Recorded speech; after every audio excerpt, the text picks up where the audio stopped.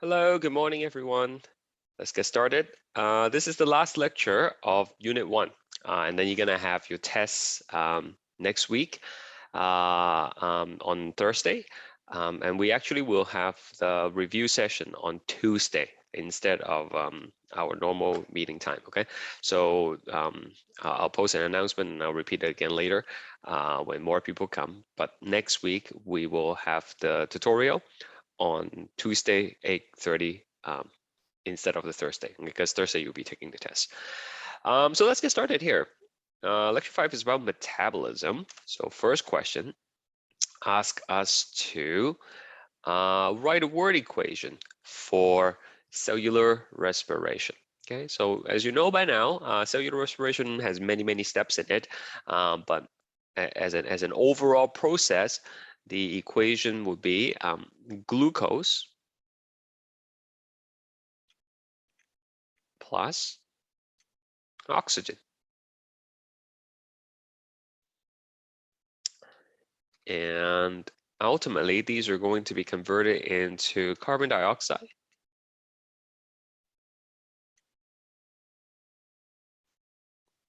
and water.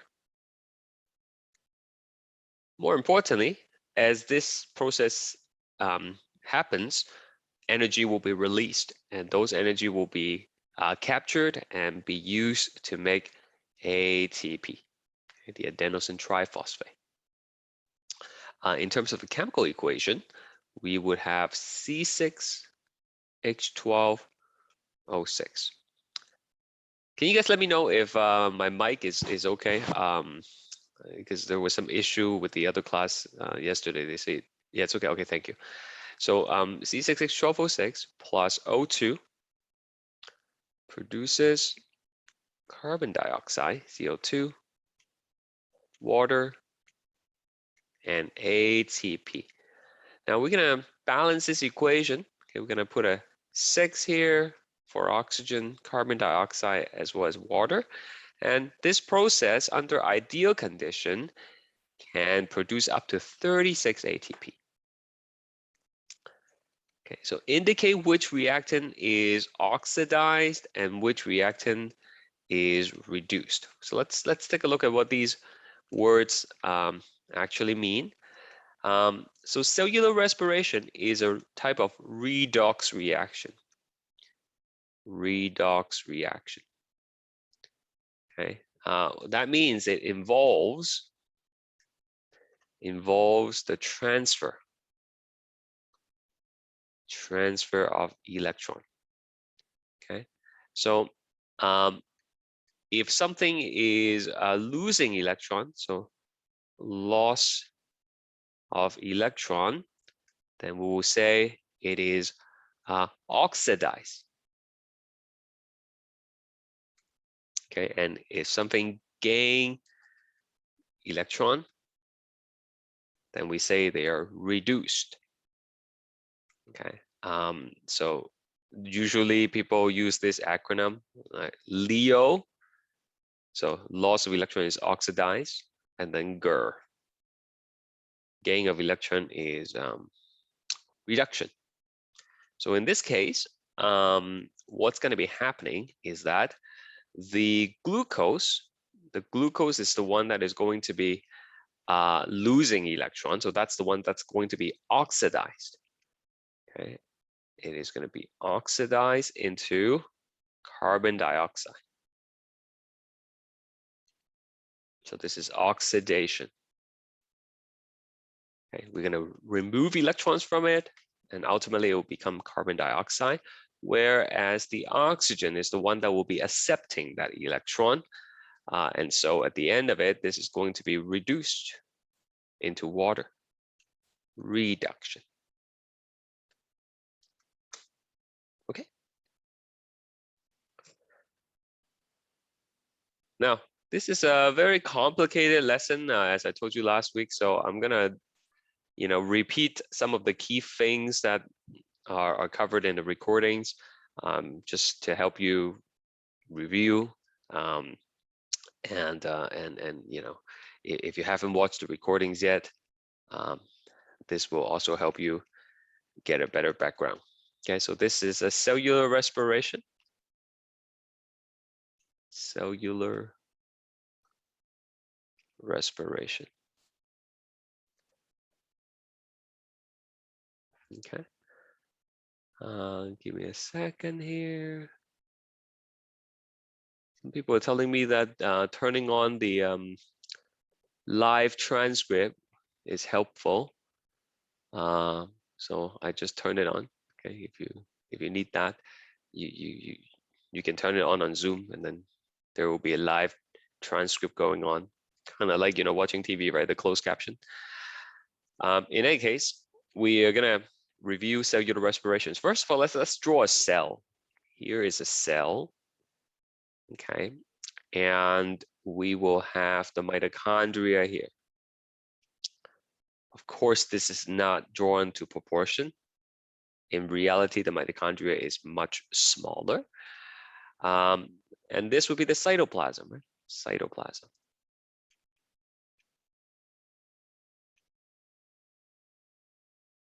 Okay, so in the cytoplasm, we are going to be taking glucose, and we will be splitting it into 2 pyruvate. These pyruvate will go into the matrix where it will undergo further processing. So we'll call this step number 1. Okay? And then in the matrix, we will have step 2 and step 3. And then finally, in the foldings, in the cristae, we will have step 4. Okay, so cellular respiration, which is the equation that I wrote for you earlier, right, is actually broken down into 4 major phases, if you would, stages. So the first stage happens in the cytoplasm. It involves breaking glucose into pyruvate, and we call that glycolysis. Okay, glyco is sugar, as in glucose. Lysis is to break. So in this step, we are literally breaking the glucose into 2 halves.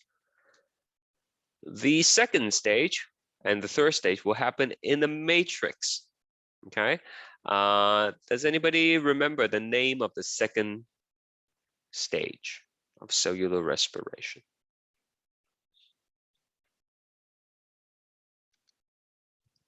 Just checking the chat to see if anybody knows. What is the second step? Yep, both Mavis and Ryan got the right name. This is the pyruvate oxidation, right? So as you know now, oxidation means removing electrons, right? So there is still a lot of good electrons from pyruvate that we can remove, and we will do that in step 2. Okay, we will oxidize the pyruvate further. Then stage 3 is going to be the Krebs cycle, and followed by that, we will have the electron transport chain. Okay, so the idea is this. The first 3 steps will release high energy electrons. Okay, so these electrons, very energetic. We don't want to waste them. We want to harness those energy to make ATPs, right?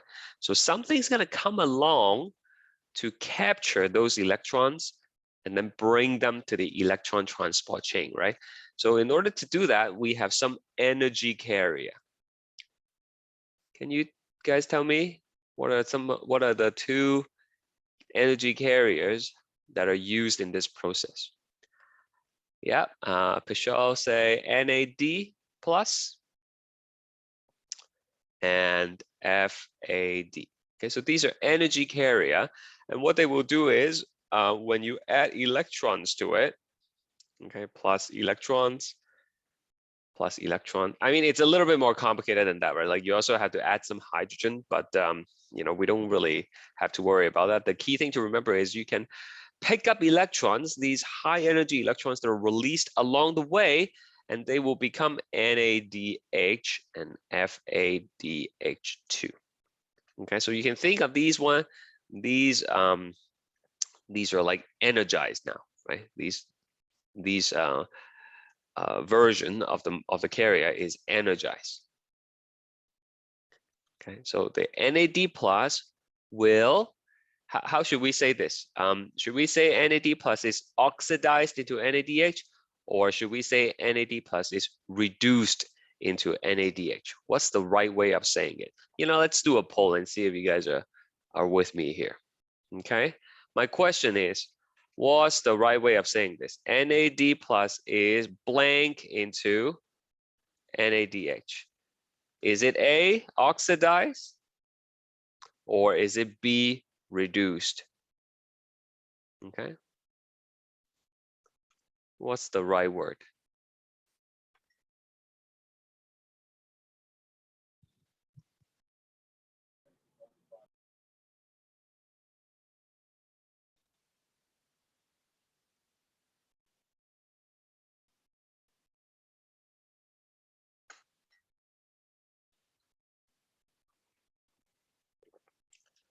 Okay, anyone else?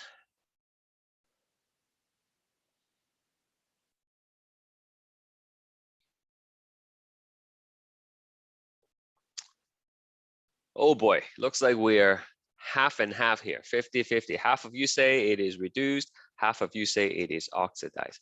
Well, let's think about what's going on here, right? The NAD plus is picking up electrons, okay?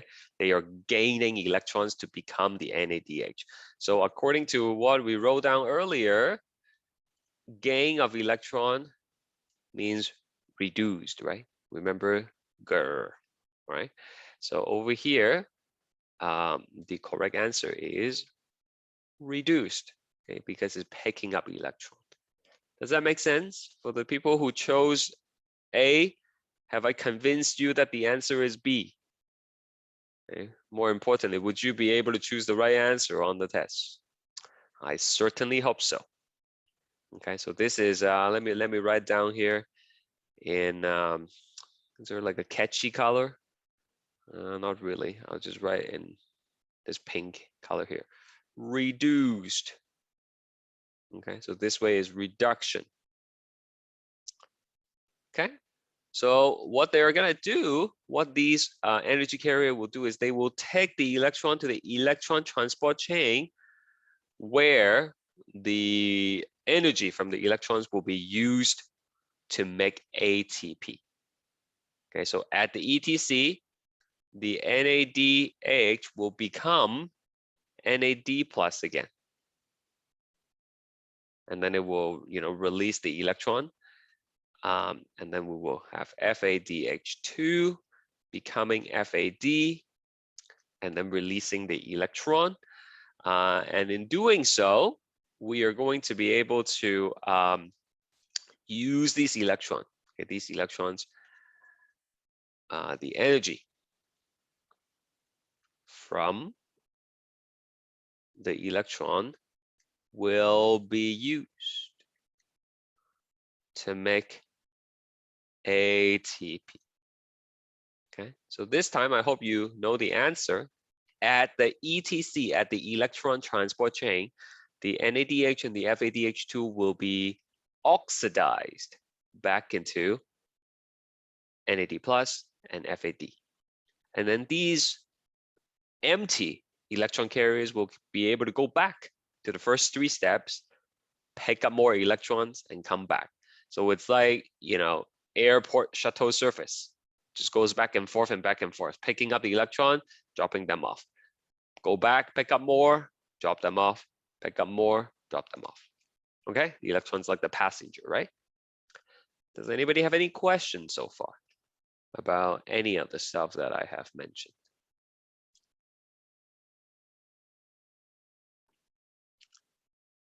No, everybody's okay? All right, well, let's take a closer look at what actually is going on for each of the steps. Let's focus on glycolysis for a moment here. Okay, so glycolysis, stage 1. I already kind of explained this in the picture above, but let's just go through it one more time. So we have glucose, which is going to be split into 2 molecules of pyruvate. Ahmed asks, is there any textbook we can use for midterm? Well, there is the online textbook that I posted, right? I really don't think you guys need to buy a textbook.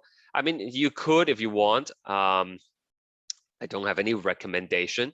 They are all quite expensive, right? Like, yeah, if you buy a textbook, it's easily close to $100.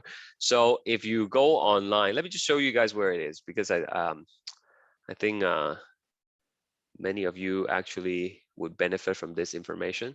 So if you go to eCentennial, and if you go into the course, so content, right? And this is the folder for my stuff. Let's say lecture 5, right? Supplementary reading, we click on it. So there is a link to the online textbook, right? So if you click on it, it will take you to the online textbook right here. Okay, so you see, glycolysis. Right. There you go. Sorry, sometimes it might ask you to update it, but doesn't really matter. Oh no, there's a glitch. It should work. Okay, but that's where you find it. Let's try it one more time. Okay, let's see. There it is. Okay, so glycolysis.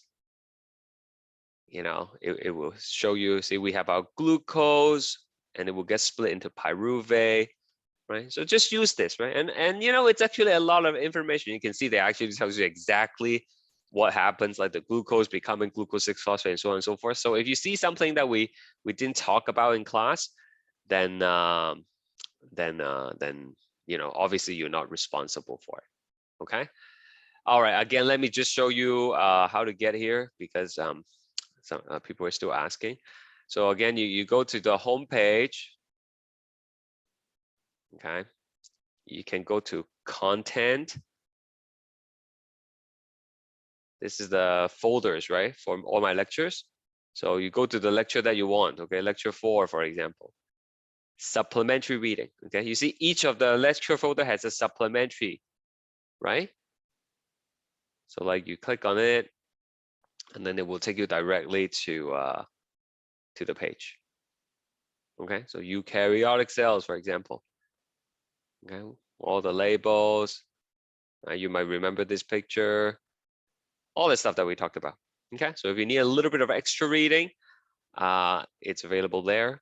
And you know, I think the PowerPoint slides are probably sufficient. Right? You don't want to overburden yourself with details, right? So you know, maybe just stick with the PowerPoints. But you know, if you need some extra bit of support, that's good as well. Gorinda said, "What kind of questions we get in the midterm?" Same format for the midterm, right? Tests, we call it tests. Okay, test 1. It's going to be the same format as quiz 1 and quiz 2. Okay, there will be a mix of multiple choice, multi-select questions, and there will be some application question as well. Okay, of course I'll post the detail after class today, so you will know, you know, exactly what to expect. But very importantly, for those of you who missed this announcement at the beginning, we will have a review class next week, right? I will post a review sheet after class, and then you can try it over the weekend, and we'll take it up on Tuesday. Okay, the tutorial, the review session next week is on Tuesday. Okay, and by the way, since now that I have your attention, this after the next week, that is it for me, right? Like my part of the course is done, and a new teacher will take over, right? So his name is Moran Harry, and he actually posted the updated weekly schedule already. So if you go back to you know, the course shell, we go to content, and if you go to useful information, I'll post a link as well after class, okay? If you click on the weekly schedule, okay? So before it was only filled up for my part, but now Professor Moran has filled in his portion as well. So make sure you downloaded and update a copy. So we're here right now. We're doing metabolism. So next week is test 1. Again, we will have the tutorial on Tuesday, and then you actually take the test on what is it, Thursday, right? And then you can see afterwards, week 7, Moran will take over, and he basically will be doing the same stuff as me, okay? But you do have a lab that's going to be due on that week, and remind me to explain to you what the lab is about on Tuesday. Okay, I don't want to tell you now because you guys are like all focused on the lecture and tests and stuff like that. But make sure you remind me if I forget to tell you about the lab. Is this okay? Any questions before we go back to our scheduled program?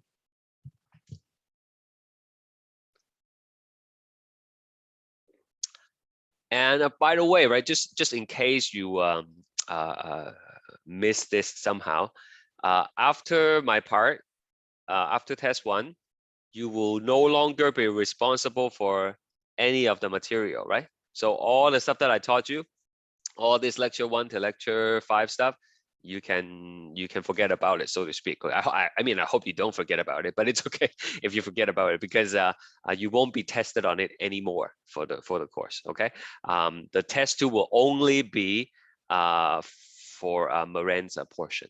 All right, so hopefully that gives you a little bit of I don't know, reprise or something, like you feel a little bit better because there's not as much information.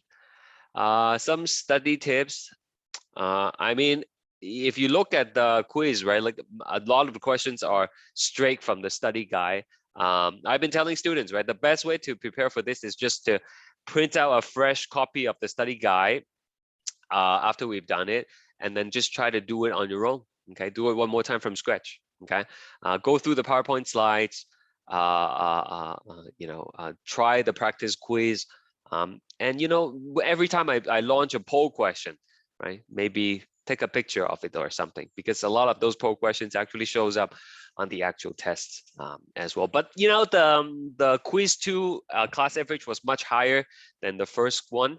I think it was, what was it, 72 or something like that, which is significantly higher than the first one. This one was 73, yeah, and then the first one was let me just double check that to see. First one was 66. So, as a class, you guys are doing much better this time around. So I hope that will continue. But of course, if you need extra help, right, please feel free to contact me. We can set up a one-on-one session to answer your question. All right. Anyway, we should get back to this. So glycolysis is taking glucose and breaking it down into 2 pyruvate. How many carbons do we have in glucose? Anybody? Number of carbons here in glucose. What is it?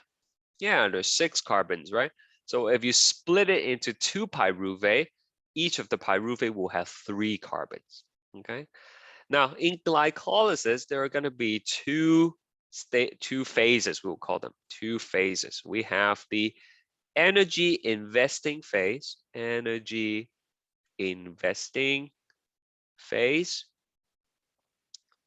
then we have the energy yielding phase.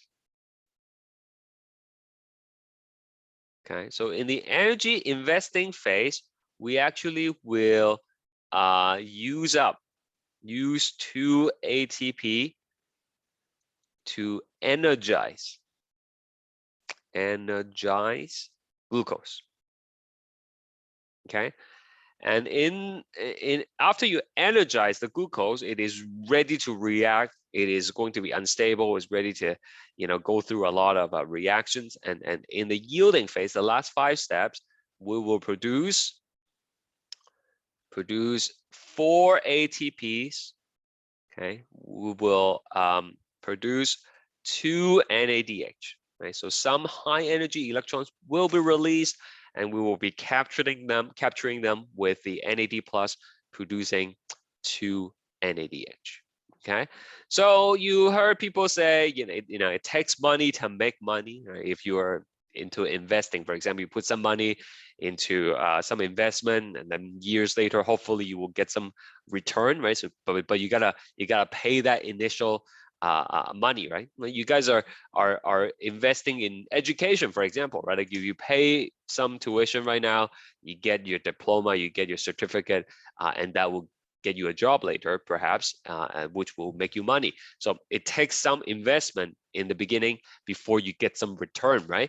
And so that's what happens in glycolysis. You must invest some money, in this case, energy, ATP, before you will actually get some return. Yeah, it's not bad of a return if you think about it. You invested 2, you get 4 back, which means you have 100-fold return in your investment. Okay, so in glycolysis, we have 2 net ATP being produced.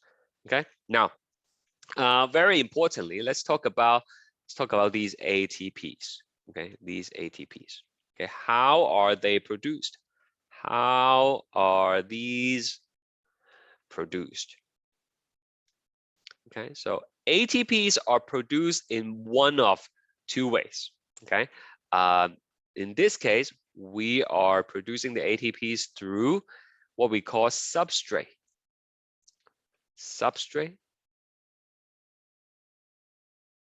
level phosphorylation. Okay, or SLP for short. This is not the official short form. I just don't want to keep on writing this word over and over again. So I'll say SLP. So in substrate level phosphorylation, right? What does it actually mean? Let's go over here, right? To phosphorylate something is to add a phosphate to it. Okay, if I phosphorylate a molecule, then it has an extra phosphate to it. Okay, I can phosphorylate glucose, and then it becomes glucose phosphate. Okay, you're just adding a phosphate to it. Okay, so in substrate level phosphorylation, we're gonna have a couple things that are being involved here, and it's pretty difficult to draw. So what I'm gonna do is I'm just gonna go to the lecture, and I'm going to copy the picture and explain it to you one more time. Okay, so here is a picture of substrate level phosphorylation. Okay, it involves an enzyme. Okay? Anything that happens in the body, any reaction that happens in the body, almost all the time you will need to have an enzyme to do that. We are going to have a donor molecule. Okay, the donor molecule will have a phosphate that it's willing to give up. Okay, we're gonna have ADP, adenosine diphosphate, and in the process, what you're gonna do is you're gonna take one of these phosphates and then you're gonna give it to ADP, and afterwards you can see the molecule is missing one phosphate, and then we have ATP now. Okay, so this involves the direct transfer of phosphate from a donor to ADP. Okay, so that's one of the 2 ways of which you can produce ATP in glycolysis. Okay, so this is not very common. Okay, approximately like 10 to 11, I think 11%, approximately 11% of ATPs are produced this way. Okay, this is not the common way. Any questions?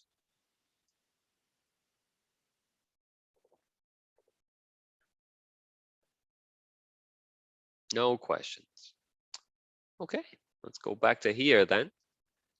Stages in cellular respiration. We just did the first part. The first part is called glycolysis. So let's write that down. Where does it take place again?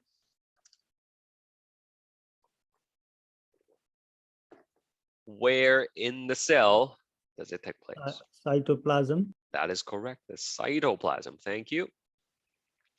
And the key products. Okay, we started with glucose, and then we're gonna have 2 net ATP. Okay, you gotta you make 4, but you subtract the 2 that you invested, so you actually really just make 2. You have 2 pyruvate molecules. If you do online reading, sometimes they say pyruvic acid. Okay. For us, there's no difference. They mean the same thing. Okay. So just stick with pyruvate, and we will have 2 NADH. Okay. So I'm gonna put a star here. How are those ATP produced? They are produced by substrate level phosphorylation. Okay. That is that. All right, let's move on and see what happens to our pyruvate. So those pyruvate that we produced from glycolysis will then proceed to the matrix. The matrix is the inside of the mitochondria, right? So step 2 is pyruvate oxidation. Okay, so again, you have the mitochondria. Okay, those pyruvate that we got, the 2 of them, will then enter into the matrix. Okay, where it will undergo 3 reactions. Okay, so in pyruvate oxidation, we start with a pyruvate. Okay, and then first thing we're gonna do over here is we will remove a carbon dioxide, remove CO2. Okay, so this was a 3 carbon, right? 3 carbons. After we remove a carbon dioxide, it becomes 2 carbons. Okay. And then what happens is an NAD plus will come along, because by removing carbon dioxide, you will release high energy electron, which allows the NAD plus to become NADH. Okay, so there's an electron exchange right here, right? Okay, you rip the electron from pyruvate, and NAD plus is gonna pick it up. Anytime there is someone loses some electron, someone's gonna gain it, right? Okay. And by this time, the pyruvate is kind of out of juice. Okay, what I mean by that is, we started with the glucose. We boost its energy by using 2 ATP. You charge it up, but then it went through all these reactions, and you rip some electrons out of it along the way. So by the time you get to this step, the pyruvate, it's not gonna have too much energy left. And so what we need to do is we need to give it a boost. We need to charge it up a little bit. And that's why we're going to be adding a molecule called, so addition of coenzyme A. Coenzyme A. Again, the purpose of coenzyme A is to, energize again. Energize, recharge the pyruvate. And at the end, we get something called acetyl-CoA, okay, which has 2 original carbons from the glucose, right? Because we took 1 away, right? So these are the 3 steps that happens in pyruvate oxidation. Okay, remove the carbon dioxide, grab some electrons, recharge the molecule with coenzyme A, and we end up having acetyl-CoA. All right. So let's go back to our chart and write it down. Step 2, pyruvate oxidation. Okay, and that happens in the matrix.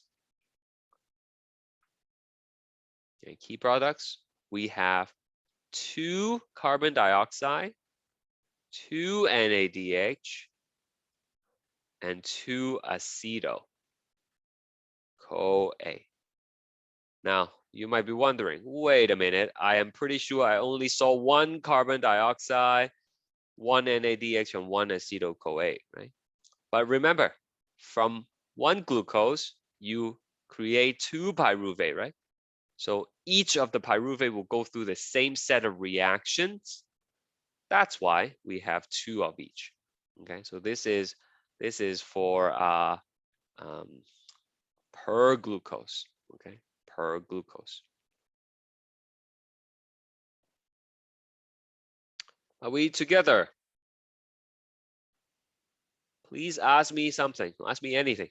Okay, if you're confused. Confusion is not going to go away on its own. Right? You might as well ask me to clarify.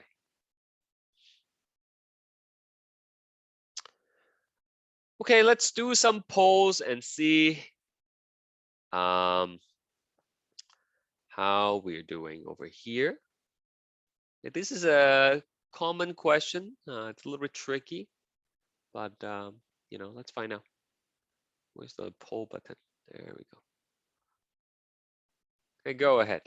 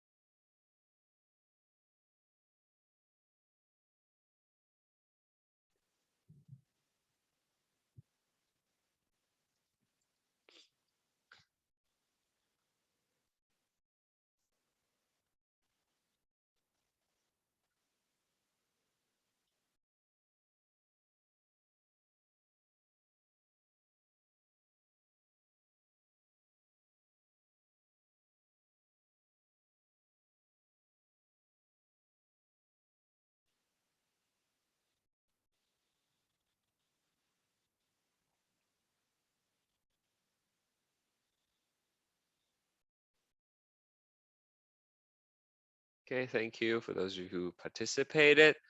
The popular answer is A, but the correct answer is actually pyruvate. And here is why, right? Think about what's happening to the pyruvate. Pyruvate will continue to go on to step 2, step 3, right? Where it will continue to produce NADH and ATP, right? Okay. So think about the whole cellular respiration process. It can produce up to 36 ATP. So far in glycolysis, we have only produced 2. That means the pyruvate will have to go on and get metabolized further to make up the rest of the ATP, right? Okay, so that's why this still has a lot of energy in it. Okay, NADH has some energy, ATP has energy, but not as much as pyruvate. Okay, this will continue on to stage 2 and 3 to make more ATP, right? And NADH and also FADH2. Yeah, so that's why that's the correct answer. And now you know. Okay, let's move on. Where are we now? Stage 3. Stage 3 is the Krebs cycle. Krebs cycle. And so we're still in the matrix of the mitochondria, and what happens is we have the pyruvate, which got converted into acetyl-CoA. Okay, so acetyl-CoA has 2 carbons, right? 2 of the original carbons from the glucose molecule. Okay, and in the matrix there is a molecule called oxalo. All these names are so weird, but it would be good to know them. Okay, so there's something called oxaloacetate that has 4 carbons in it. Okay, so this is like already there all the time. And what happens is when the acetyl-CoA comes in, the oxaloacetate will combine with it. Will combine with it. So this and this, and it will generate citrate. Okay, so 2 plus 4 is 6 carbons. And then there will be many steps in between. Ultimately, you will regenerate oxaloacetate, and then it will combine with another acetyl-CoA, and then it just keeps on going and going and going. Okay, so in this process, what happens is, okay, you will have an ADP that goes in here. You will have 3 NADH, the NAD plus rather, that goes in. You will have an FAD that goes in, and on the other end of it, right, the Krebs cycle will produce an ATP, right? ADP becomes ATP. NAD plus will become reduced into NADH, and FAD will be reduced into FADH2. Okay, so we don't have to know the details of what happens within the cycle. The key thing you should know would be the product, the main products of Krebs cycle. Okay, so every time this spins, we will have 1 ATP, 3 NADH, and 1 FADH2. Okay, so how many times does the cycle spin for each glucose that we will be breaking down? What's the answer to that?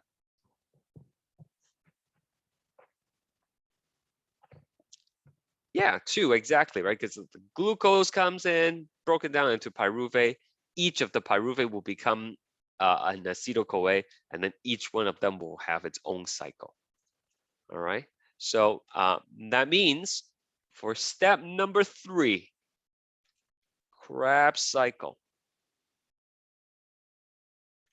it happens in the matrix, and we will have, can someone tell me what to put here, please? Just want to make sure that you're with me. What should I put in the box? What are some of the key products?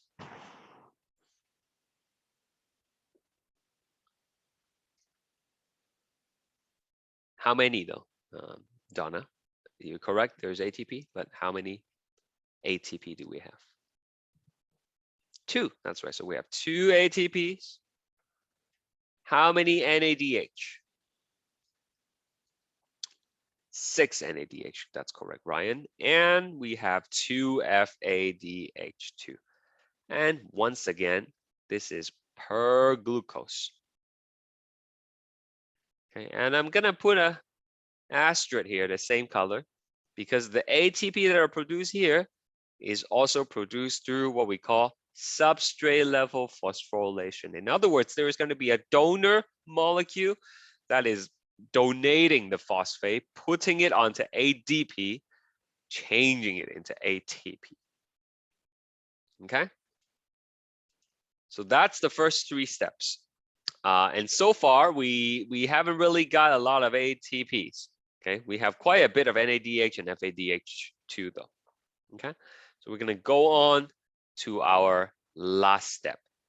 Okay, you know, I already talked about this last step in the recordings, but like I said, it's complicated. So let's go through it. I hope you guys don't mind the repetition if you have already watched this.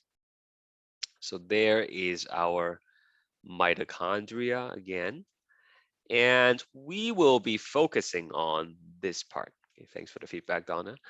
We're gonna go right here. We're gonna zoom in. You know, I miss drawing this stuff on the board. It's just easier to do on the board. It's much bigger space, but we will have to do here. At least we will have a copy of it if we draw it on the computer, and then on the board is, you know, once you erase it, it's gone. So here we have the cytoplasm on the outside. Let me just write that down for you. Cytoplasm. We have the outer membrane. That's what this line is. We have the inner membrane. Okay. And between the outer membrane and the inner membrane, we have the intermembrane space. Intermembrane space. Okay, it's the space between the membrane. That's what it means. And of course, on the inside, we have the matrix. Okay, so don't draw this, but let me just recap what's going on here. We have our pyruvate here, okay, represented by this red circle. The pyruvate has moved into the matrix where it has been where it will be converted into acetyl-CoA, and then you will undergo the Krebs cycle, which completely breaks it down. I probably didn't emphasize this fact, but let's go back here for a second. Oh, in fact, I did not mention it at all. It's my bad. So over here, right, we have the citrate, and in addition to all these things, we will also be producing 2 carbon dioxides. Okay, so remember, there were 2. Okay, let's go back one more step here. Pyruvate has 3 carbons, and again, we are tracking the carbons from the glucose, right? The original glucose that's being metabolized here.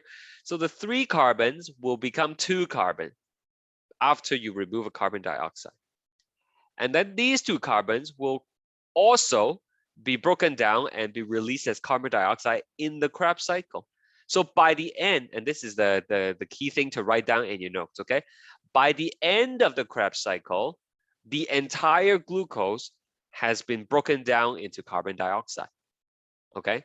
When you regenerate the 4 carbon here, that's just the same carbon that was from the oxaloacetate in the beginning, right? Okay. Let me write this down for you. Okay.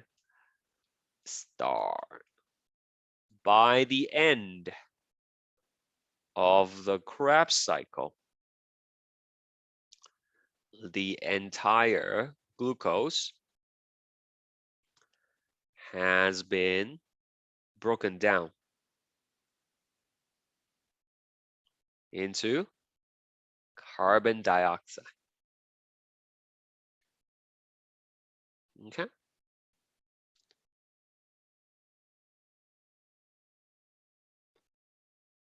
So, if you see a question that asks, in which stage of cellular respiration will glucose be completely broken down into carbon dioxide? Make sure you choose Krebs cycle. So let's just add that fact to our chart right here. I missed the 4 carbon dioxide here. Okay, and again, right? It's 2 here per spin, and then we spin it twice. That's why it becomes 4 carbon dioxide. Okay. So just to help you keep track of everything, we have 4 carbon dioxide here, 2 carbon dioxides here. 2 plus 4 gives you the 6 carbon dioxide. Okay, and all these carbons would be from the glucose, right? And so the glucose is oxidized into carbon dioxide, right? So let's go back to the summary here. Okay, where was I? Yeah, there we have the outer membrane, matrix, inner membrane. So the inner membrane actually folds up into all these wavy stuff, and we call them the cristae, right? Okay, cristae. So it forms the cristae, C-R-I-S-T-A-E. Okay, the finger-like projection, the wavy foldings. Okay, and embedded within the cristae are going to be a bunch of membrane proteins. Okay, so here we have a membrane protein. Okay, we might have another set here. So each of these sets is what we call the electron transport chain. Okay, so electron transport chain is no more than a designated group of membrane proteins that are inserted into the inner membrane. Okay, so that's a ETC, electron transport chain. What does the electron transport chain do? Well, the name tells you it's responsible for transporting electrons, right? Okay. So what happens is, let's go back to here for a second.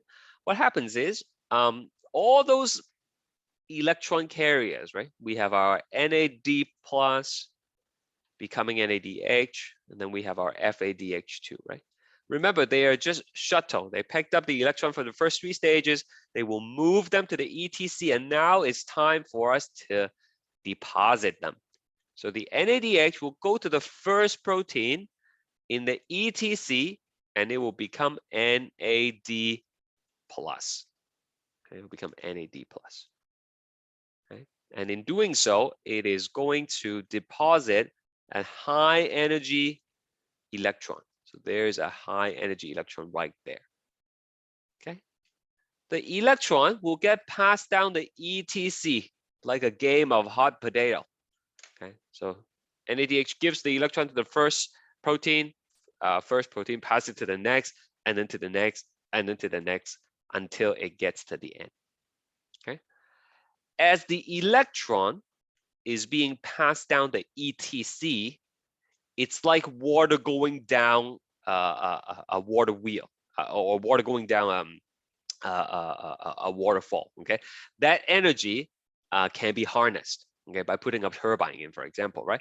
So the electron is being passed down. The energy from the electron will be used to pump H plus.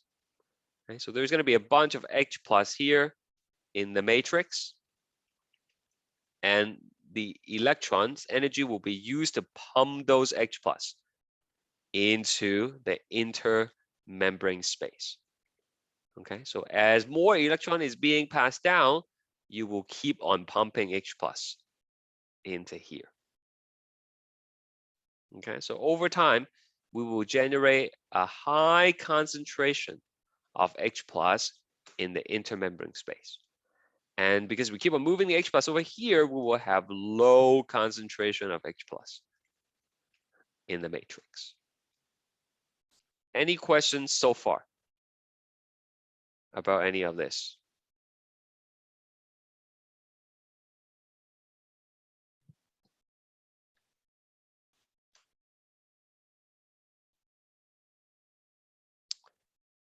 Okay, so there is an other protein over here that looks like this. It actually does. It's like a doorknob. And what happens is all these H plus that we have been generating, all these H plus that we have been pumping into the intermembrane space, they want to come back in because things naturally wants to go from high concentration to low concentration, right? But they're not going to be able to do that because the inner membrane does not let charged stuff goes through, right? We learned that in last lecture. If something carries a charge, they won't be able to cross a phospholipid bilayer. The only place where the H plus is able to go through would be through this special protein. That special protein is called ATPase, okay? Or sometimes if you read it online or in a textbook, they will say it is called ATP synthase. So these H plus will then move through the ATPase, and in doing so, it will cause it to turn, and the turning will cause ADP and phosphate to be converted into ATP. Okay, so just quickly recap, the NADH will deposit the electron. The electron will get passed down the chain. As it's being passed down, the energy will be used to pump the H plus into the intermembrane space. All these H plus wants to come back in. The only way to come back in is through the ATPase. And as it does, you will turn the knob and create ATP. Okay, so ATP that are created this way, right here, ATP produced this way is called oxidative phosphorylation. Okay, remember the other one? The other one was substrate level phosphorylation, right? Where you directly rip a phosphate, put it onto ADP. This one, the phosphorylation happens because of oxidative reaction, because of oxidation. Okay, remember these electrons are removed from the glucose. It's as a result of oxidizing glucose, right? So we're using that energy to power the phosphorylation. Okay, so how much ATP are we talking about? Well, one NADH will be able to pump enough H plus to make up to 3 ATPs. One FADH2 will be able to pump enough H plus to make only 2 ATPs. Okay, so you see NADH is going to deposit in the first protein, but the FADH is actually going to deposit it over here. So it's like further down. It's not going to be able to do it, you know, as high up. Okay. Now at the end of it, we're going to need to have oxygen. Oxygen will pull the electron off and become H2O. And we call oxygen the final electron acceptor.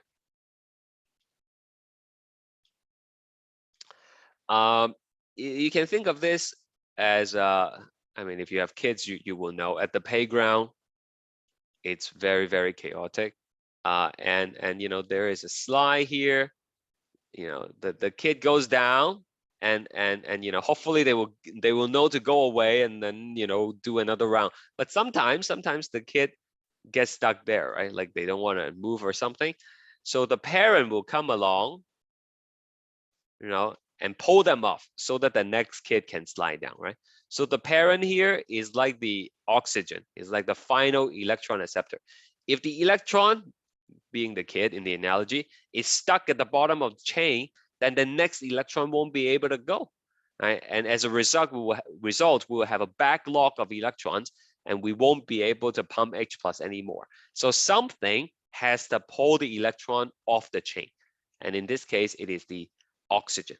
Okay, and the oxygen will pull the electron off the chain, combines with it and some hydrogen to become H2O. So that's pretty much what happens in the electron transport chain. So again, I ask, does anybody have any question? Do you need me to clarify anything else, or is this okay?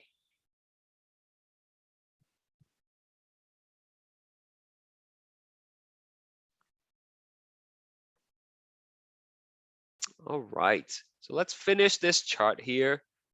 Then we're gonna go on a break, just to, you know, recharge a little bit.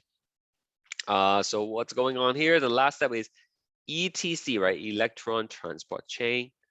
And it happens in the cristae, the little foldings, right, of the inner membrane.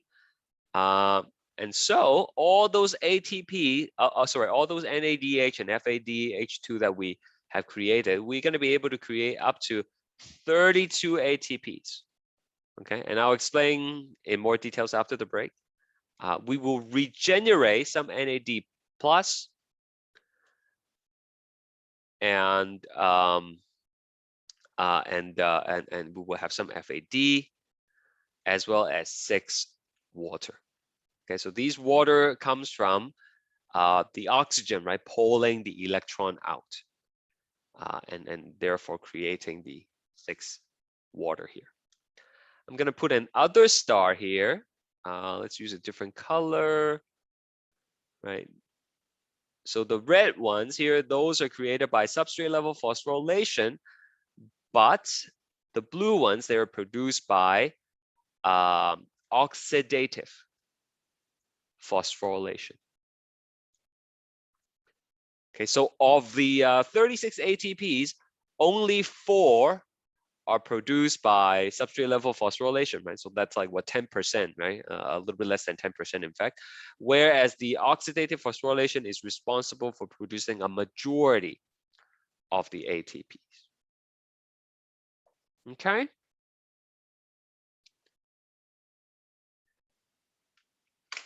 All right, let's take a 5-minute break, and when we return, we will do more. See you in a bit.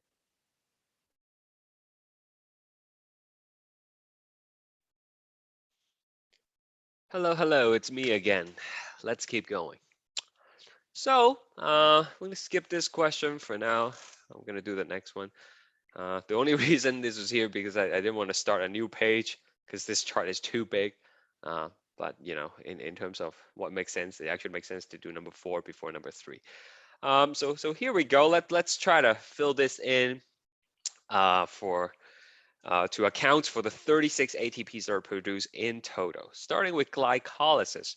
Okay, so how many ATPs are produced through substrate level phosphorylation in glycolysis? If you just look at the chart we did before the break, you will know that it is 2 net ATP. Okay, I'm just gonna put ATP. ATPs, just ATP is easier.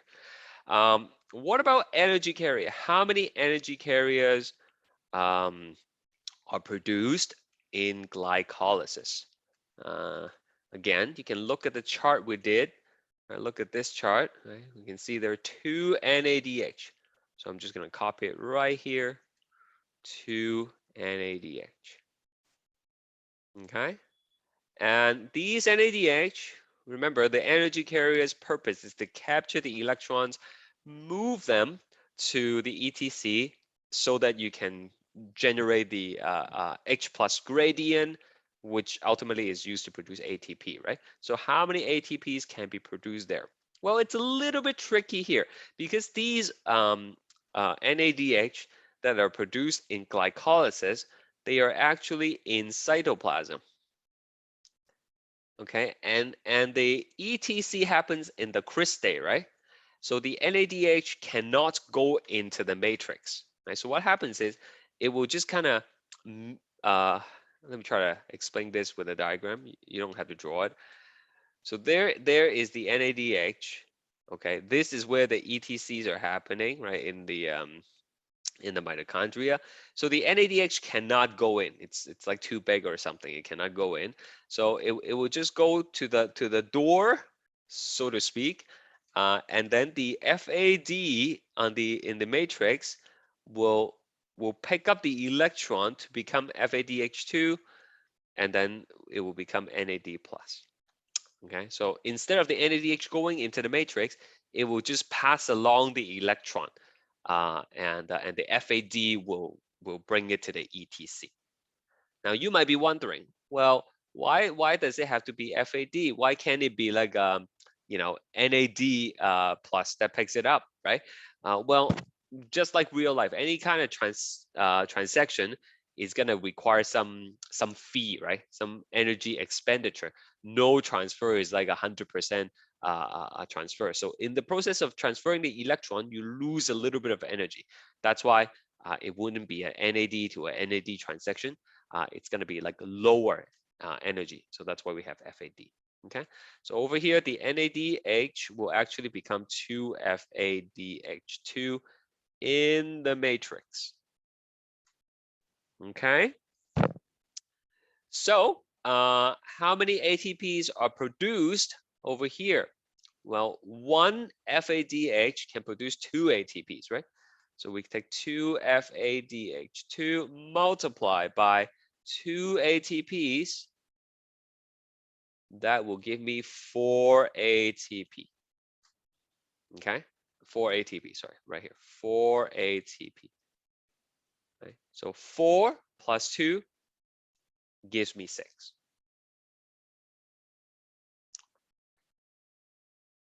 Does anyone need me to repeat that or clarify some of the steps? Now is the time to let me know.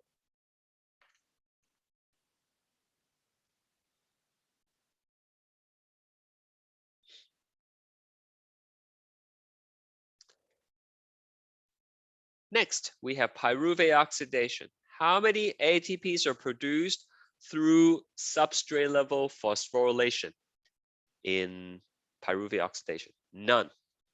Okay? Only 3 things happens, right? In pyruvate oxidation, you remove a carbon dioxide, you generate NADH, and you add the coenzyme A. Energy carrier, for each glucose, we will have 2 NADH here.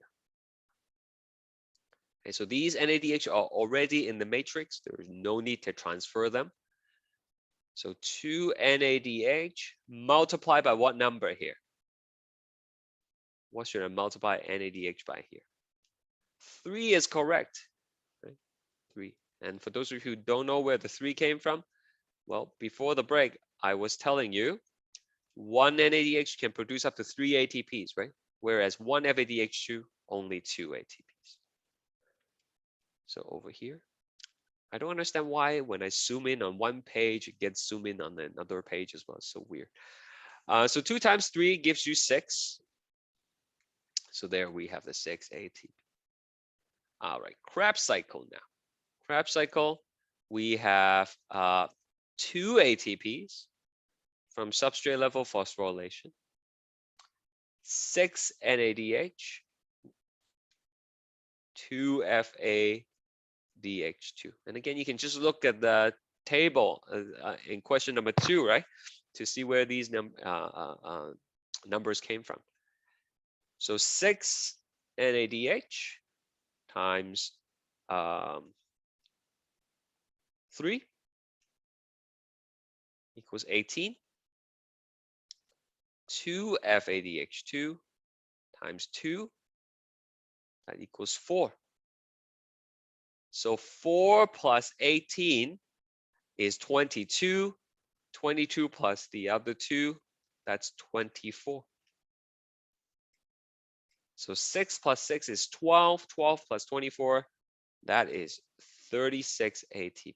So that's where the 36 ATPs in cellular respiration came from. That's how you account for all of them. Okay?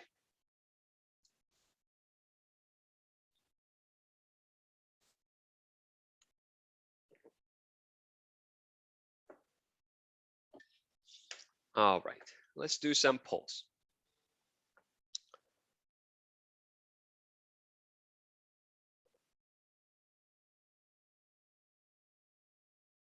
Go ahead.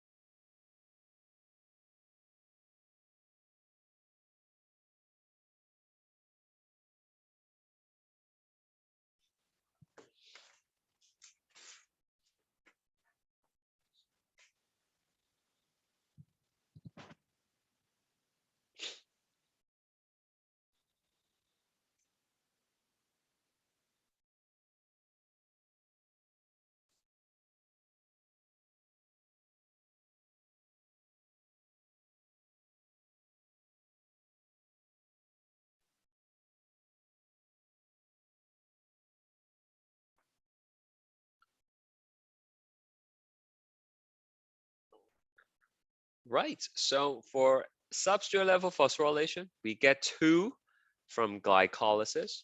No ATP was produced in pyruvate oxidation. We get 2 from Krebs cycle. And then ATP is produced through oxidative phosphorylation only in ETC. We haven't talked about lactic acid fermentation yet. Well, I mean, we did in the recordings, but no ATPs are produced there. So the answer is A and C. Let's try this one. This is just single answer, okay? You can just choose one.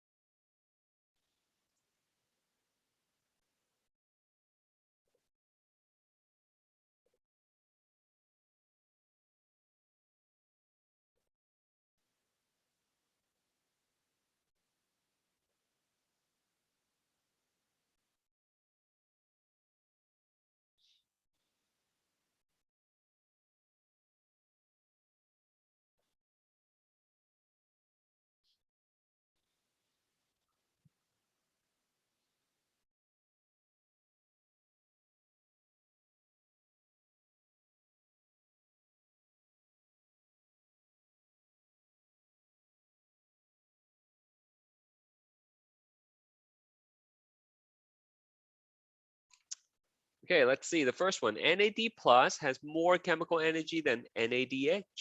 That is not true. Right? When NAD plus picks up the high energy electron, then it becomes NADH. Right? This is the energized version. NADH has more chemical energy than FADH2. That is correct. Each NADH can generate up to 3 ATPs, while each FADH2 can generate only 2 ATPs.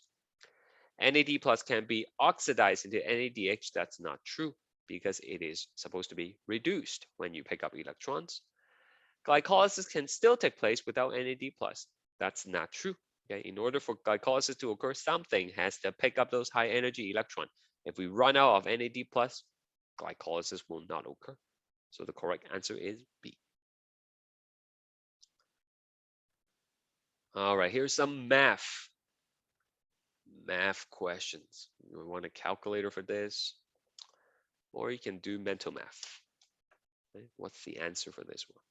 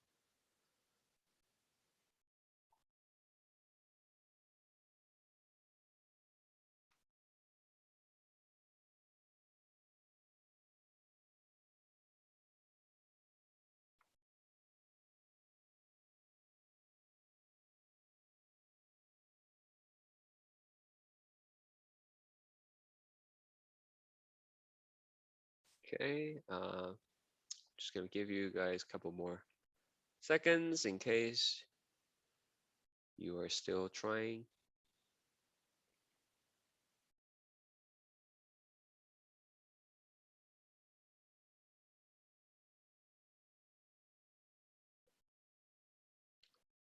The correct answer is 18. Very good. For those of you who got it right, and for those of you not sure, here's how you get the answer. 1 NADH can produce up to 3 ATP. So I'm gonna times 3. 4 times 3 is 12. And then this one, FADH2, we're gonna times 2, which is 6 ATP. If you add them together, it gives you 18. Okay, that's how you get the 18. I hope that makes sense. Let's try this one.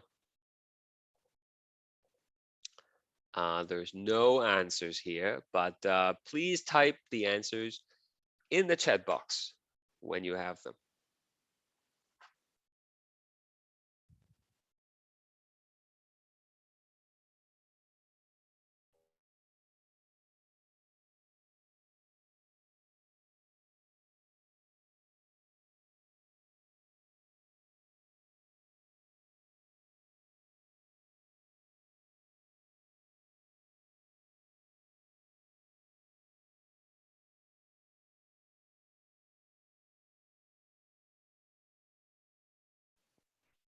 Okay, we have 120, we have 30. Anyone else? 120, 30. We have people saying 10. What else are there? Any other? 15, 40. Interesting.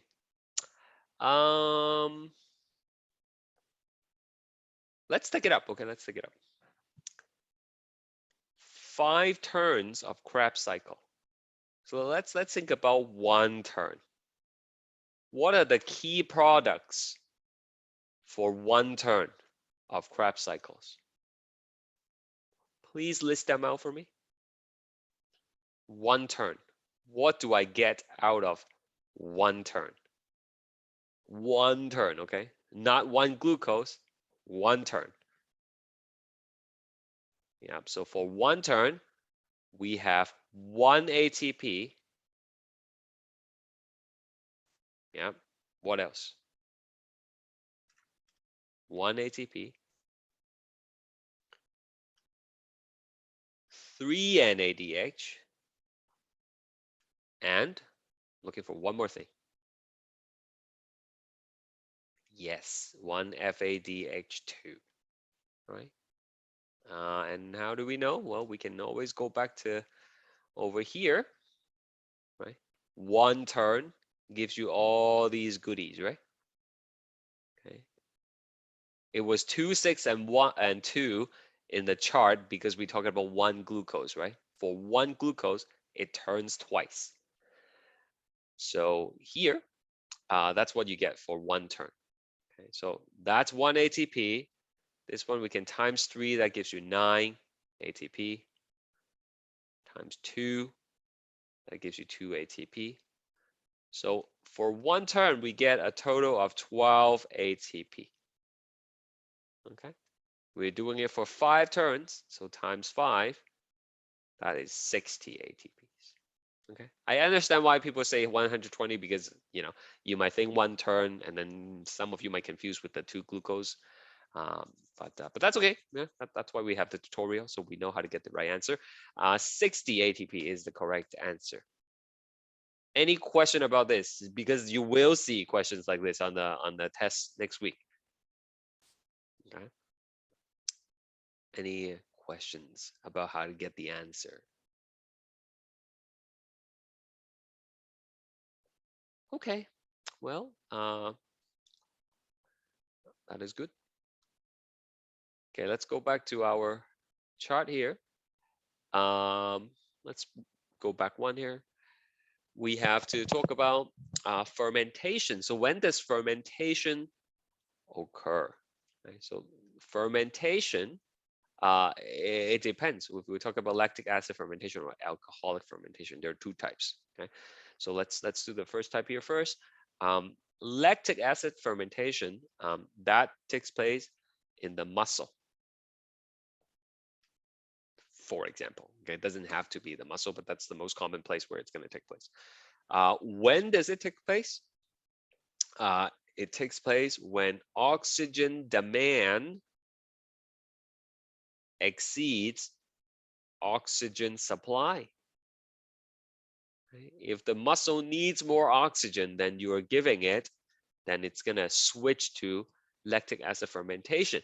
Because when you don't have enough oxygen, we do not have the final electron acceptor. If you cannot pull the electron off the ETC, you cannot make ATP the regular way. Okay, the entire ETC is clogged up with electrons, right? So we have to switch to lactic acid fermentation. Where does it happen in the cell? Cytoplasm. No points going into the matrix. Everything is clogged up there. So we will do it in the cytoplasm. And the final product would be lactate plus NAD plus. Okay, I should write this down for you. The purpose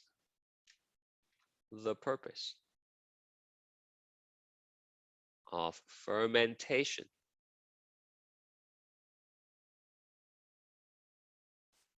is to regenerate NAD plus so that glycolysis can continue. Okay.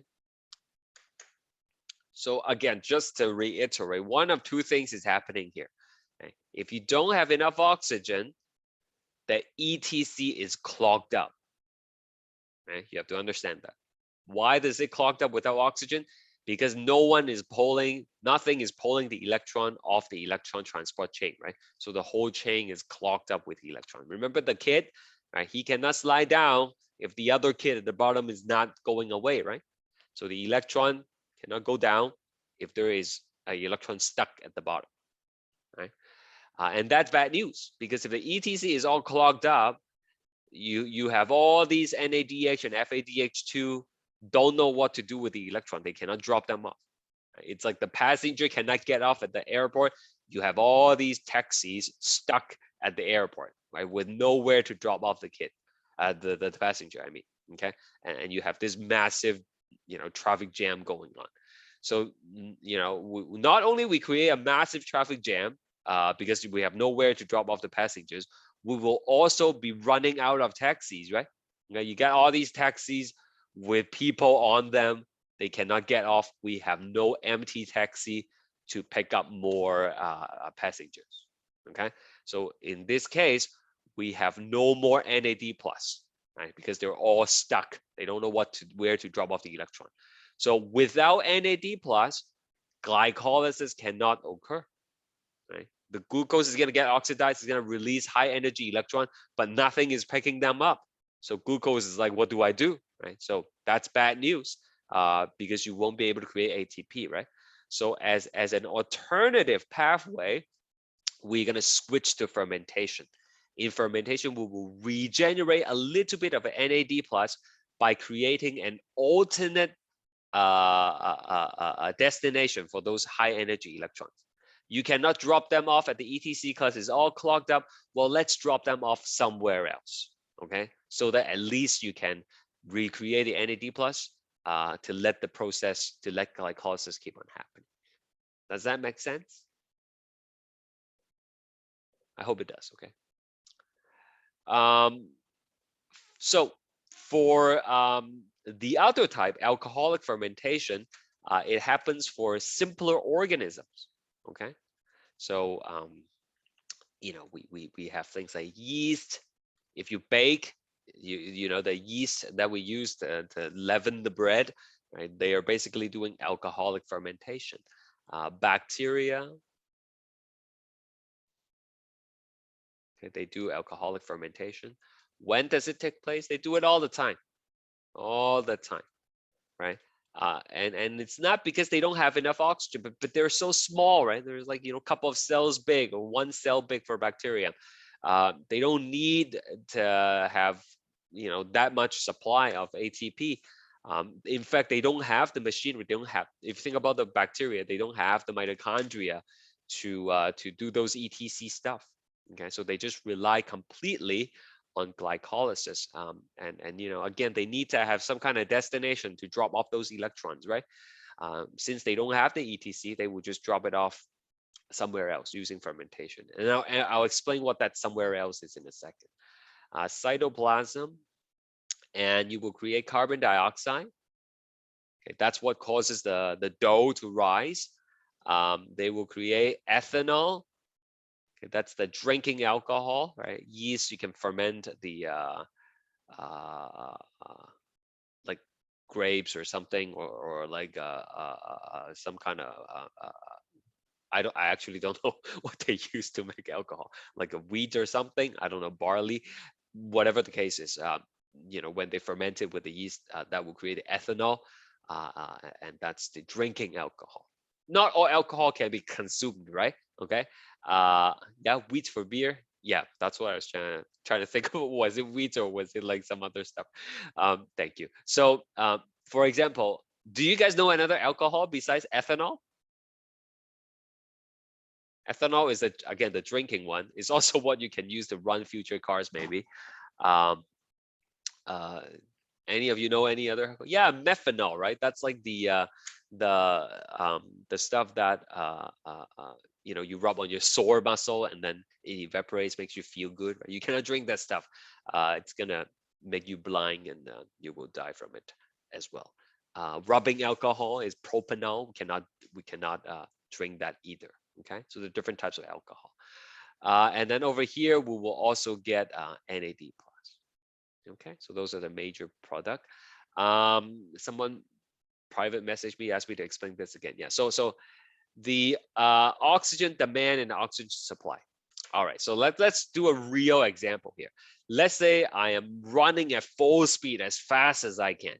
Okay, I cannot maintain that top speed forever. Okay, I could maintain that for maybe a minute.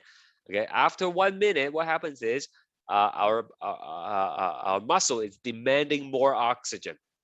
okay? But I'm already breathing as fast as I can, and I'm not getting enough oxygen to my leg muscles to maintain that top speed, okay? So the muscle is like saying, I need more oxygen to keep on producing the ATP to maintain this top speed of yours, okay? But we're not getting enough oxygen. So what happens when you don't get enough oxygen? Well, look at the ETC. We need the oxygen to pull the electron off the ETC so that the next electron can come down, right? But if I'm not getting enough oxygen right here, then the electron will not go away at the bottom of the chain. It will get stuck there. And when it gets stuck, the next electron cannot slide down. And when the next electron cannot slide down, the whole ETC is clogged up. When it's clogged up, the NADH has nowhere to put the electron, okay? And so you will just end up having a bunch of NADH stuck here, not knowing what to do, okay? And that's bad news. Number one, we cannot make any more ATP if the electron transport chain is clogged. Number two, the NADH cannot deposit the electron, so we will run out of NAD plus very quickly because they're all stuck in this form, right? There's nowhere to put the electron. And when we run out of NAD plus, that creates an additional problem because, you know, as these three steps are releasing high energy electron, we need the NAD plus, we need the FAD to pick up those electrons. If no one is picking up those electrons, then, you know, these processes cannot occur, right? So that's why when you don't have enough oxygen, we need an alternative pathway to use up the NADH. And that's where fermentation comes in. Does that answer your question?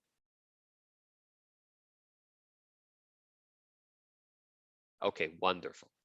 So what's actually going on here with the fermentation? Let's go down to this beautiful chart here, and we'll fill it in. And fill in the boxes with the appropriate names. Where am I? Okay, so starting with this thing right here, this is alcohol fermentation. We start with glucose, and you know, glucose is going to get converted into pyruvate. Pyruvate, let me write that down right here. No, it's not a very good color. It doesn't really show up. Pyruvate. That's what this is, right? 3 carbons, you see, CCC. Right? I'm not going to ask you to draw this, of course, don't worry about it. And this process is called glycolysis. And in glycolysis, you're going to produce 2 ATP, 2 net ATP. Nothing's new. We knew this already. And in order for glycolysis to take place, we must have the NAD plus, 2 of them. It's going to grab those high energy electron and it will become 2 NADH. Okay. And, you know, we didn't really talk about this extra 2H plus, so don't worry about it. Now, what happens here is for alcoholic fermentation, this is what bacteria and yeast, they will do. So the pyruvate will undergo this reaction where you remove the carbon dioxide. Right? So again, this is what causes the bread to rise, the dough to rise when you bake it with yeast. And then what happens is when you remove the carbon dioxide, it becomes this thing called, again, I apologize for the very lengthy names, even though I didn't make them up. But this is acetaldehyde. Okay, acid aldehyde. Sorry, acid aldehyde. You will learn what an aldehyde is when you do organic chemistry next semester. And the acid aldehyde is going to be turned into ethanol. Okay, but in order for that to happen, it will need to have some electrons, and that's where the NADH will come in. Okay, the NADH will come, deposit the electron for the acid aldehyde to use, and in the process, we will recreate NAD+. Same thing over here for glucose. Right? First, we're going to do glycolysis, and we will create our pyruvate.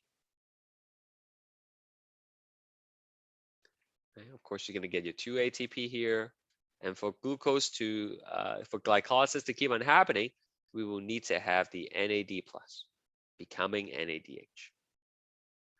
ETC is clogged up in this case. We need to have an alternative path to deposit our electron. So we'll give it to pyruvate. And in doing so, we recreate NAD plus, and the pyruvate will become lactate, okay, or lactic acid. So that's the stuff that makes your muscle sore, right? After you, have strenuous exercise. The main difference is carbon dioxide. Yeah, I mean the main difference between these two things is the end product really, and how it's happening. Okay, so for human cells, the pyruvate will directly get converted to lactate. For these bacteria or yeast, they get converted into acetaldehyde and then to ethanol, and it creates some carbon dioxide in the process. We cannot do alcoholic fermentation because like ethanol is toxic, right? Like, I mean, you can drink it for leisure purposes, but then if we have a lot of ethanol being created in our cells, that actually is toxic to the cells. So that's why we cannot do alcoholic fermentation. Okay, that is it. Let's take a look at over here. Any requests for the long answer question here?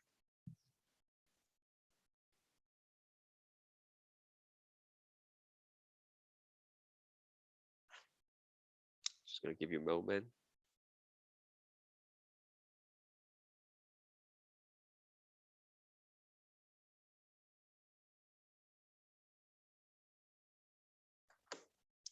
Number one. Okay, so I sort of explained this earlier, but let's go through it again. Glycolysis is split into two stages, right? Over here, energy investing phase and energy yielding phase. Basically, what it means is you have to prime the glucose. You have to energize the glucose before it's willing to react. Do you remember this graph that I showed before in lecture 2, I believe, right?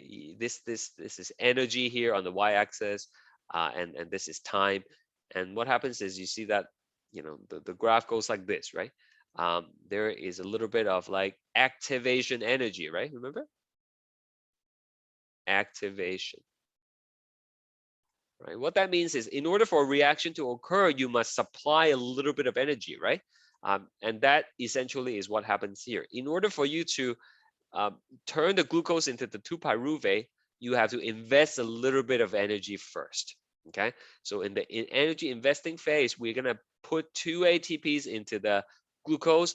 I'm gonna make it all charged up and it's ready to react. And then in the yielding phase, we will be able to get some ATP and some NADH. Okay, so that's basically what that means. Is that okay, Ima?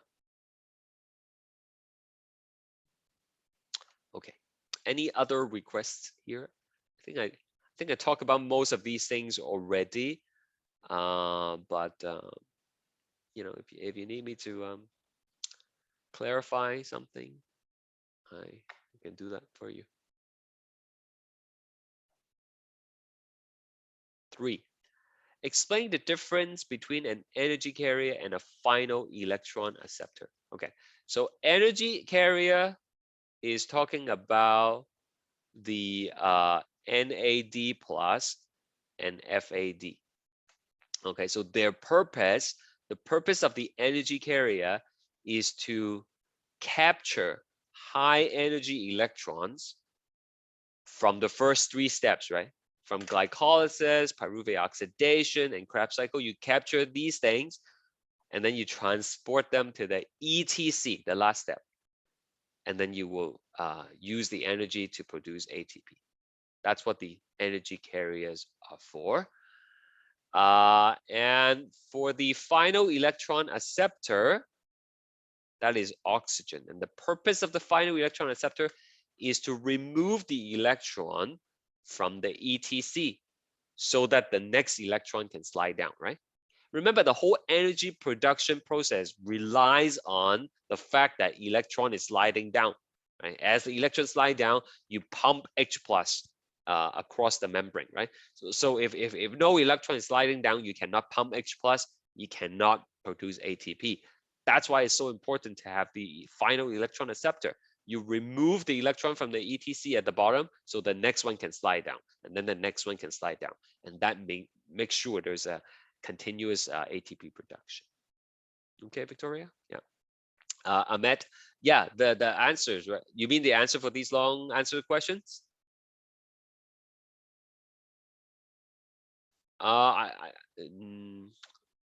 Yeah, I mean, I can post them if you want. Sure. Yeah, I can do that. But most of it is based on what I've discussed already. But yeah, sure. I'll include it in the answer key when I post them. Okay. All right. So let's take a look at this here.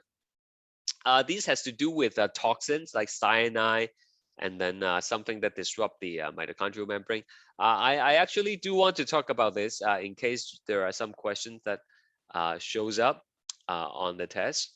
Hold on, I have a slide on that. It's not in the PowerPoint slides, but I'm gonna talk about it right now. Okay, so pay attention.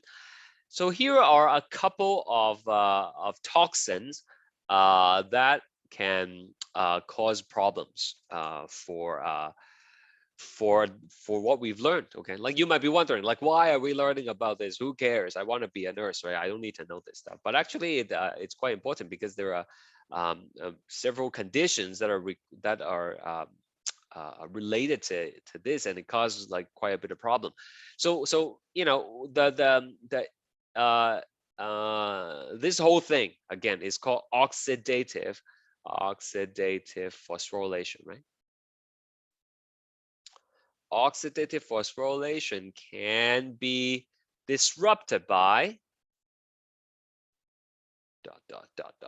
it can disrupted by you know, a couple of ways. One of a few ways. We will talk about 3 different ways. For example, number 1, blocking ETC. Okay, if the ETC is blocked, then again, right? I know I've been repeating it the whole time, but if you block the ETC, if the electron can't slide down, you cannot pump the H plus, then you do not produce ATP. Then you know, we're gonna die basically. Okay, so a couple of things can block the ETC. Okay, we have something called rotenone, which I will explain in a second, that will block ETC. Cyanide and carbon dioxide can block the ETC. Okay, so let's talk about rotenone. Okay, rotenone is you know, something that is used in insecticide, like killing insects, right? It's used in pesticide. It's even used to kill fish sometimes if there is like invading fish from like invading species from another country or something like that. They use this rotenone to kill those things. Okay, but it's actually toxic to humans. Right? If you get rotenone into your system, what happens is it will bind to the first protein in the ETC. It will block this protein. If you block this protein, then NADH cannot put down the electron, right? And we lead to the same problem that I've been mentioning the whole time. The NADH will just don't know what to do. It will just stay there, and we will run out of NAD plus. And what's so bad about running out of NAD plus? Someone please tell me, why is it bad if we run out of NAD plus? What have I been telling you the whole morning? We are lacking of energy then? Oh, yeah, okay, so number 1, if you cannot deposit the electron, we cannot pump the H plus, we cannot produce ATP. That's true. But what's another problem when we run out of NAD plus? We run out of taxis. Okay, what's the problem if we run out of taxi? Then we can't grab the high That's right, the high source of energy electron. electron, yeah. Exactly. Without the NAD+, we cannot do the glycolysis, we cannot do the pyruvic oxidation, we cannat do the Krebs cycle. The whole thing is just jammed up. Yes, can pick up, can drop off. Okay, terrible. Right. So that's what happens. Now, are you gonna die from it?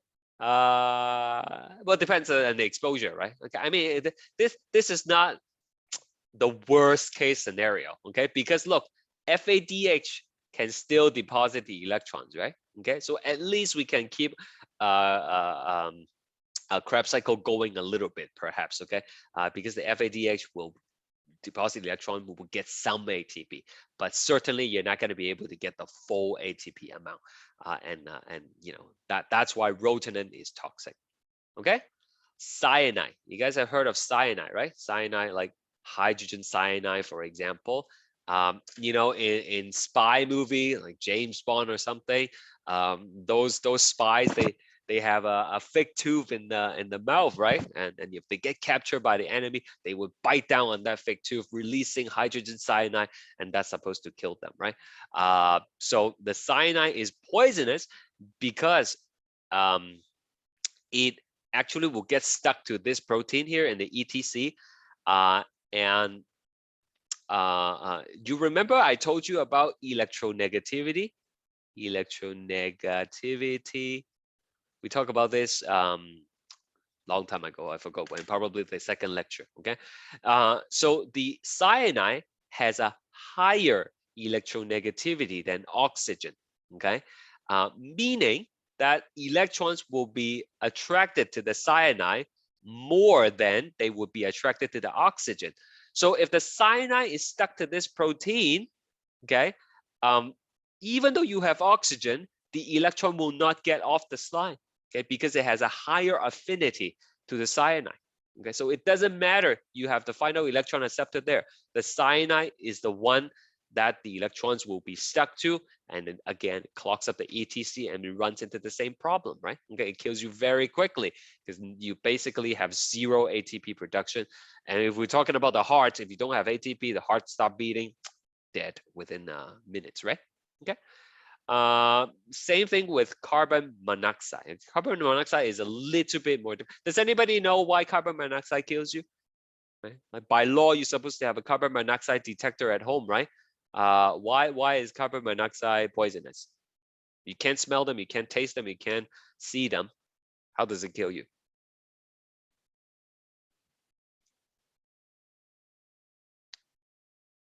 Lower oxygen, yeah, in essence, that's right. It sucks up all that, yeah, pretty much. Okay, so in your body we have the hemoglobin. I told you about hemoglobin in lecture 2, right? It is this protein that is found in your red cells, and it's responsible for transporting oxygen. Okay, however, when given a choice between oxygen and carbon monoxide, the hemoglobin will always choose carbon monoxide over the oxygen. Okay, it's like my kid. I asked them, do you want to have chicken nuggets for dinner, or do you want to have I don't know, like something nutritious? Okay, like a broccoli pasta. Okay, salad. Thank you. Okay, and then they will be like, always choose the chicken nuggets, right? Okay. The same thing for the hemoglobin. When given a choice between carbon monoxide or oxygen, they will always choose the carbon monoxide.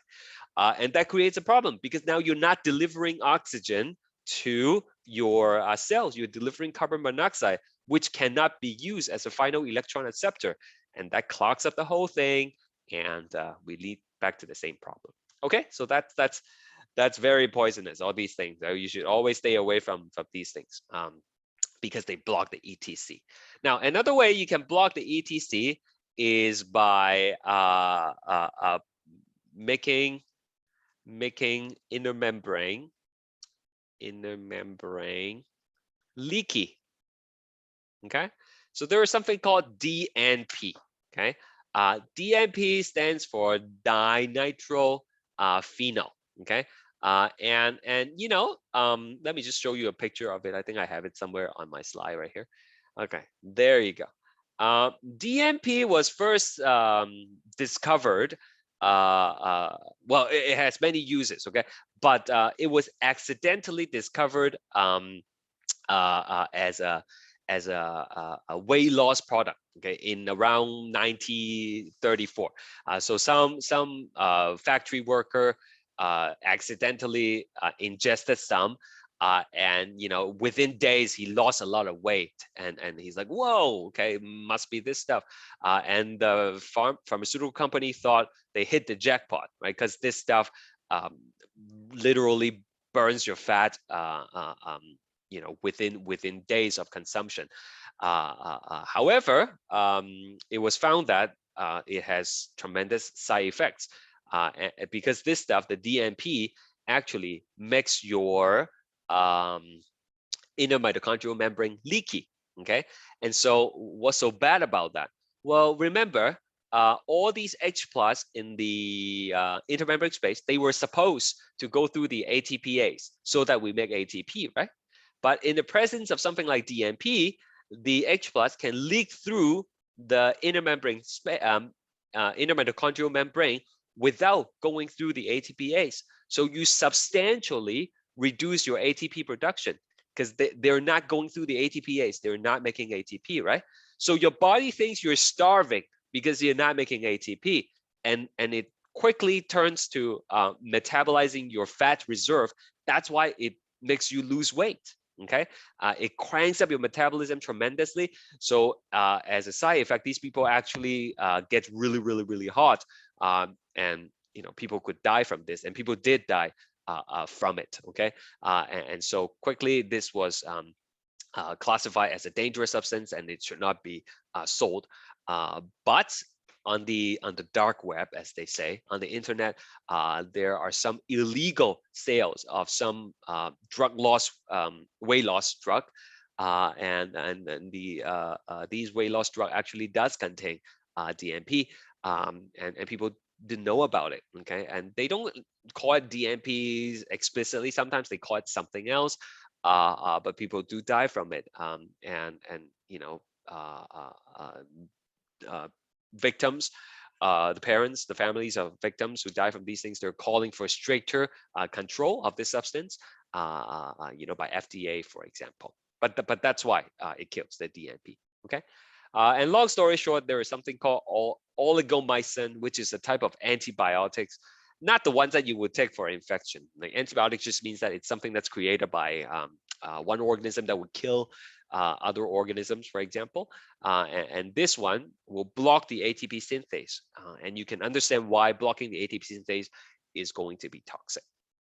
Okay, so there you have it, different ways to disrupt the oxidative phosphorylation, and different ways to potentially cause quite a bit of harm. Why am I telling you all that? Well, I'm telling you all that because you can see something like this on the test, perhaps.